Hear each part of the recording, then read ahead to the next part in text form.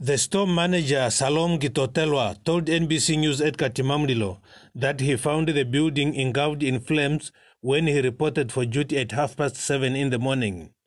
Gitotelwa says he has no idea what caused the fire, as everything was normal on Monday when they closed the shop.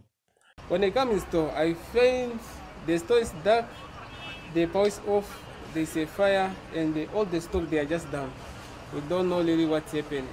The storeroom is fine, the office is fine, the canteen is fine on the store itself, but I think the fire starting with that side of women department in the corner.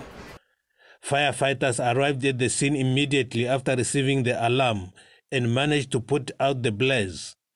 The town council's chief executive officer, Raphael Iswaniso, is happy that the fire was contained on time to prevent it from spreading to other shops in the same building. In fact, we find that the fire is started from aircons.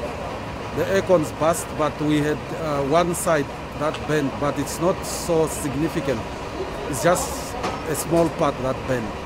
This is the second shop to be burnt at the town after ShopRite complex was also gutted by fire early this year. Last month, a house belonging to Kabe North councillor was also engulfed by fire, destroying all the contents. Sidilom Viana, NBC News, Katimamdilo.